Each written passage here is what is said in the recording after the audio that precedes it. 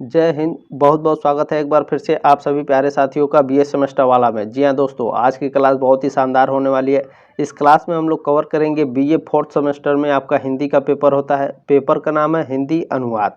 2023-24 सत्र में इसका एग्जाम हुआ है। कब हुआ है भैया? तो मई 2024 में इसका एग्जाम हुआ है। ठीक है, मई 2024 में। अभी चल क्या रहा है? अभी आपका जून चल रहा है। ठीक है, जून चल रहा है। अब आपका आज कितना तारीख हो गया? 3 तारीख हो गया।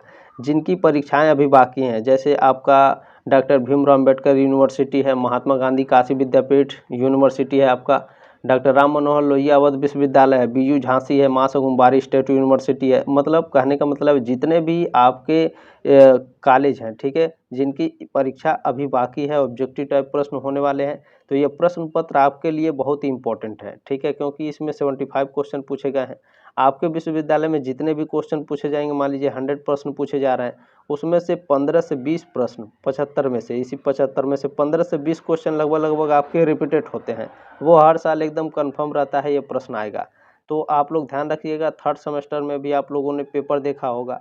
पेपर आप जब देखते हैं तो आपको आइडिया लग जाता है कि किस तरह से प्रश्न पूछता है, और उस प्रश्न पत्र से भी आपके परीक्षा में कई सारे प्रश्न आते हैं। ठीक है, तो ध्यान रखेंगे साथियों, प्रश्न पत्र को बहुत ध्यानपूर्वक देखिएगा। ठीक है, फोर्थ सेमेस्टर हिंदी अनुवाद।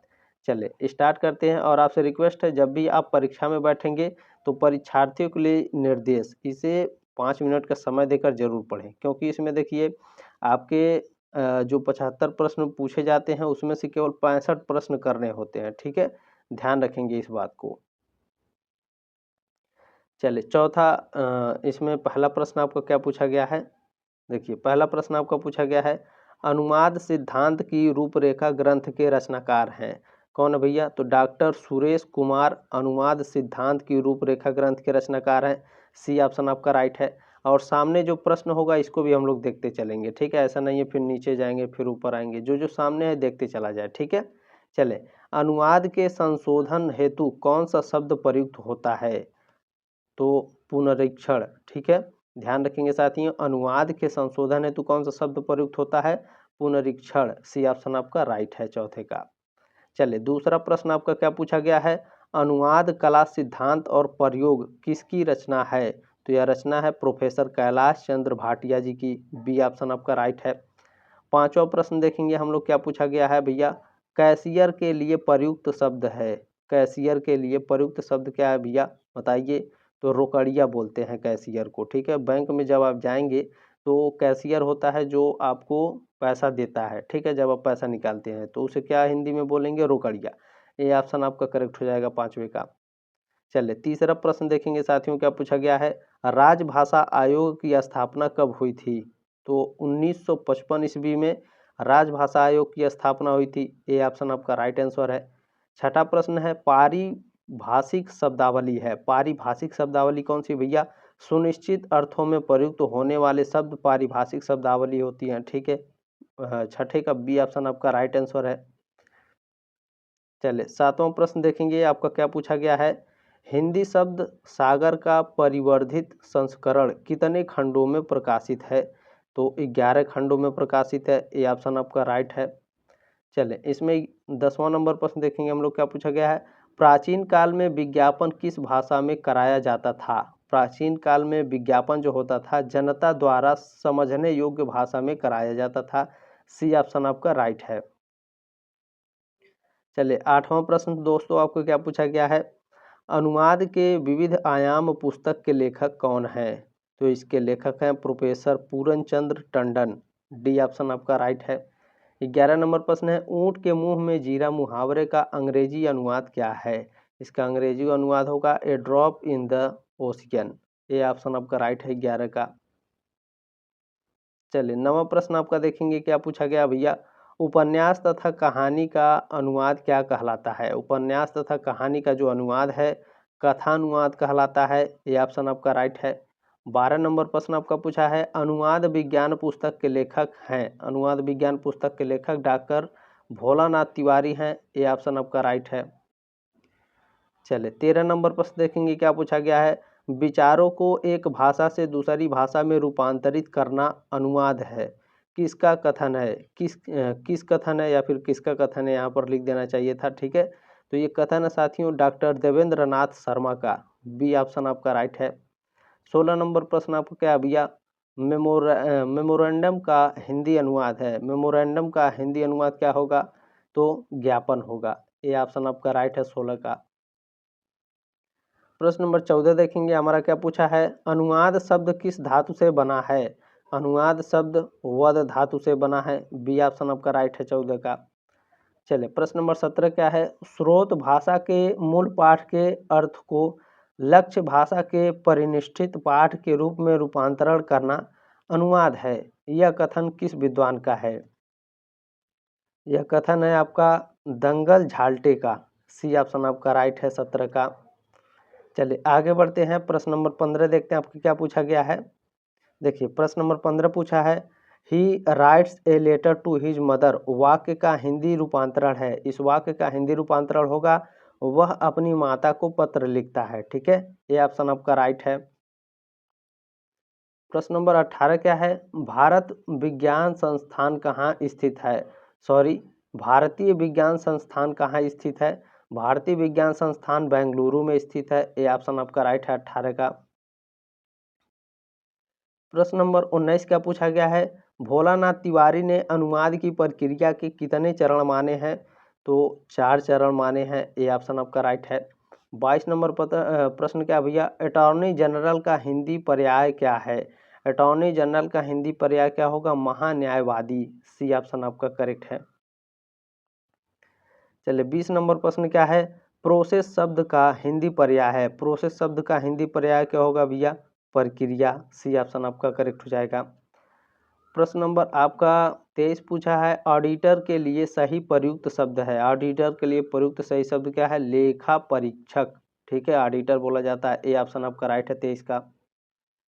चलिए प्रश्न नंबर 21 क्या पूछा गया भैया, गोदान किस विधा की रचना है। तो जो गोदान है यह उपन्यास विधा की रचना है। बी ऑप्शन आपका राइट है। 24 नंबर प्रश्न है, कमीशन का हिंदी पर्याय है। कमीशन का हिंदी पर्याय होगा आयोग। ठीक है, बोला जाता है ना इलेक्शन कमीशन ऑफ इंडिया, उसमें कमीशन शब्द आता है। तो कमीशन मतलब क्या हो गया भैया, भारतीय निर्वाचन आयोग बोलता है ना, तो कमीशन का मतलब क्या है, आयोग। ठीक है, ध्यान रखेंगे। 25 नंबर प्रश्न क्या है, एनुअल का हिंदी पर्याय है। एनुअल का हिंदी पर्याय क्या होगा, वार्षिक। ये ऑप्शन आपका राइट है। 29 नंबर प्रश्न है, स्रोत भाषा के प्रत्येक शब्द का लक्ष्य भाषा के प्रत्येक शब्द में यथावत अनुवाद को कहते हैं। क्या कहते हैं भैया, तो शब्दानुवाद कहते हैं। सी ऑप्शन आपका राइट है। चलिए 26 नंबर प्रश्न क्या है, ट्री को ट्री ऑफ नॉलेज का हिंदी पर्याय है। ठीक है, ट्री ऑफ नॉलेज का हिंदी पर्याय क्या है, ज्ञान वृक्ष। ये ऑप्शन आपका राइट है 26 का। 30 नंबर प्रश्न क्या पूछा है, संस्कृति के महत्वपूर्ण तत्व हैं। संस्कृति के महत्वपूर्ण तत्व हैं, हमारा प्रतीक, हमारी भाषा और हमारा मूल्य क्या है। ये सभी हमारे, ठीक है, संस्कृति के महत्वपूर्ण तत्व हैं भैया। डी ऑप्शन आपका राइट हो जाएगा। चलिए प्रश्न नंबर 27 देखेंगे, क्या पूछा है, घासीराम कोतवाल नाटक की मूल भाषा है। तो मराठी है। बी ऑप्शन आपका राइट है। चले प्रश्न नंबर 31 देखेंगे, क्या पूछा है, भाषा वह साधन है जिसके माध्यम से हम सोचते हैं तथा अपने विचारों को व्यक्त करते हैं। कथन है। तो ये कथन आपका डॉक्टर भोलानाथ तिवारी का है। ये ऑप्शन राइट है आपका। देखिए आपसे रिक्वेस्ट है, प्लीज़ आप लोग सब्सक्राइब जरूर कर लेंगे। 5th सेमेस्टर में भी एकदम धमाकेदार तैयारी करेंगे। ठीक है, चले प्रश्न नंबर 32 क्या है, खालिक बारी के रचनाकार हैं। खालिक बारी के रचनाकार अमीर खुसरो हैं। बी ऑप्शन आपका राइट है 32 का। चले 33 नंबर प्रश्न क्या है, वैज्ञानिक एवं तकनीकी शब्दावली आयोग का गठन कब किया गया था। तो 1961 ईस्वी में किया गया था। ठीक है, ये ऑप्शन करेक्ट है आपका। 33 नंबर प्रश्न क्या है, भारत के संविधान में हिंदी को राजभाषा की मान्यता कब प्रदान की गई। ठीक है, भारत के संविधान में हिंदी को राजभाषा की मान्यता कब प्रदान की गई थी भैया, तो सन 1949 ईस्वी में। सी ऑप्शन आपका राइट है 33 का। 36 नंबर प्रश्न है, अनुवाद से भाषा का होता है। अनुवाद से भाषा का क्या होता है, संस्कार होता है। ठीक है, अनुवाद से भाषा का होता है, क्या होता है, संस्कार। ये ऑप्शन राइट है आपका 36 का मतलब 36 नंबर प्रश्न का। 34 नंबर है, निम्न में से कौन अनुवाद का साधन है। अनुवाद का साधन कौन सा है भैया, कोश, पारिभाषिक शब्दावली और कंप्यूटर, ये सभी क्या हैं, अनुवाद के साधन है। डी ऑप्शन आपका राइट हो जाएगा। प्रश्न नंबर 37 है, 37 नंबर, जिस भाषा से अनुवाद किया जाता है वह भाषा कहलाती है, स्रोत भाषा कहलाती है। सी ऑप्शन राइट है। प्रश्न नंबर 38 क्या पूछा गया भैया, पारिभाषिक शब्दावली के अनुसार फंड के लिए हिंदी शब्द है, फंड के लिए हिंदी शब्द क्या है, निधि बोला जाता है। ठीक है, डी ऑप्शन आपका राइट है। निम्न में से अनुवाद का क्षेत्र कौन सा है, अनुवाद का क्षेत्र पूछ रहा है भैया, तो साहित्य का क्षेत्र, पर्यटन का क्षेत्र, शिक्षा का क्षेत्र, ये सभी क्या है, अनुवाद के क्षेत्र हैं। ठीक है, डी ऑप्शन आपका राइट हो जाएगा। चलिए प्रश्न नंबर 39 क्या है, टॉलस्टॉय के उपन्यास वॉर एंड पीस का हिंदी अनुवाद किस नाम से हुआ है, तो युद्ध और शांति के नाम से। सी ऑप्शन राइट है आपका। भारत संघ की संविधान स्वीकृति राजभाषा है, भारतीय संघ की संविधान स्वीकृति की राजभाषा क्या है भैया, तो हिंदी है। बी ऑप्शन आपका राइट है 42 का। चले प्रश्न नंबर 40 क्या पूछा गया है, निम्न में से कौन सा हिंदी का टाइपिंग फॉन्ट है, बताइए, रोमन, कृतिदेव, लहंदा या फिर कनूर। तो कृतिदेव जो है ये हिंदी टाइपिंग फॉन्ट का है। ठीक है, बी ऑप्शन राइट है आपका 40 का। चलिए प्रश्न नंबर इसमें आपका 43 क्या है, निम्न में से अनुवाद की प्रक्रिया का सोपान कौन नहीं है, तो इसमें से साथियों जो आपका धारण है, ठीक है, धारण, यह आपकी प्रक्रिया का सोपान नहीं है, अनुवाद की प्रक्रिया का सोपान नहीं है। ठीक है, धारण, डी ऑप्शन राइट है आपका। चले प्रश्न नंबर आपका 44 देखेंगे, क्या पूछा भैया, ADHOC, ठीक है, एडहॉक शब्द का हिंदी पर्याय है, तो इसका हिंदी पर्याय होगा तथर्थ। डी ऑप्शन आपका राइट है। प्रश्न नंबर 47 पूछा है, भारतीय संविधान में राजभाषा संबंधित प्रावधान किन अनुच्छेदों में दिए गए हैं, तो अनुच्छेद 343 से 351 में। बी ऑप्शन आपका राइट है 47 का। प्रश्न नंबर 45 है, ट्रेजरी शब्द का हिंदी पर्याय है, ट्रेजरी शब्द का हिंदी पर्याय क्या होगा भैया, तो कोषागार होता है। ए ऑप्शन राइट है 45 का। इनमें से कौन सी विशेषता भाषा की नहीं है, भाषा की विशेषता इनमें से कौन सी नहीं है, भाषा अर्जित संपत्ति है, ये आपकी भाषा की विशेषता है। भाषा पैतृक संपत्ति है, ये भी भाषा की विशेषता है। भाषा सामाजिक संपत्ति है, बिल्कुल ये भी आपकी भाषा की संपत्ति है, लेकिन ये भाषा की विशेषता है। ठीक है, लेकिन जो ऑप्शन नंबर डी है, भाषा नित्य परिवर्तनशील है, ये आपकी भाषा की विशेषता नहीं है। ठीक है, डी ऑप्शन आपका राइट हो जाएगा। चले प्रश्न नंबर 46 क्या पूछा है, हिंदी शब्द सागर कोश ग्रंथ के संपादक थे, कौन थे भैया, श्याम सुंदर दास थे। ए ऑप्शन राइट है आपका। प्रश्न नंबर 49 क्या है, भाषा की उत्पत्ति पर विचार करते हुए पाणिनि ने इसे किस धातु से जोड़ा, तो इसे भास धातु से जोड़ा। सी ऑप्शन राइट है आपका 49 का।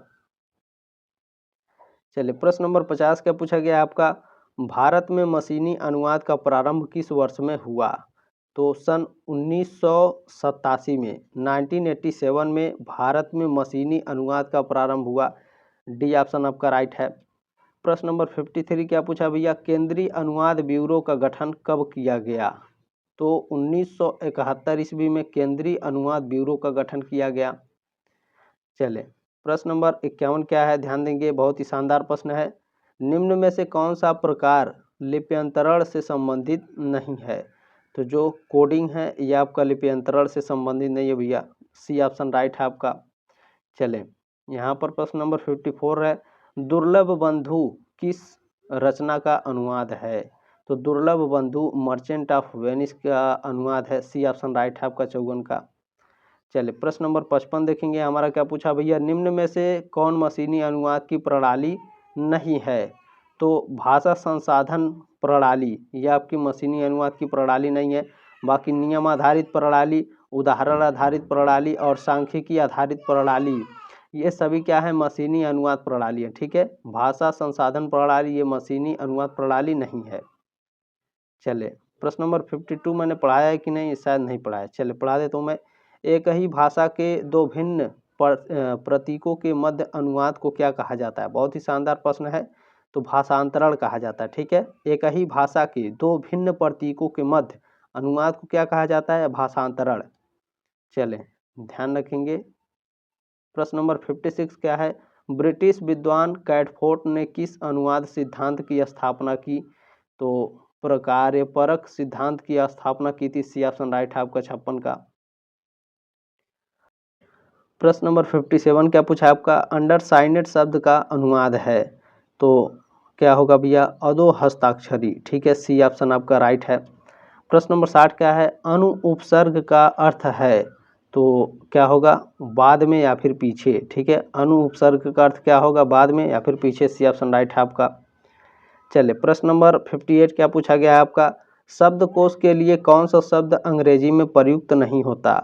तो शब्दकोश के लिए कौन सा शब्द अंग्रेजी में प्रयुक्त नहीं होता? देखिए, आपका डिक्शनरी प्रयोग होता है, आपका लेक्सिकॉन भी प्रयोग होता है, ठीक है, ग्लोसरी भी प्रयोग होता है, लेकिन आपका डेरिवेशन प्रयोग नहीं होता। डी ऑप्शन आपका राइट है। चलिए, प्रश्न नंबर 61 क्या है?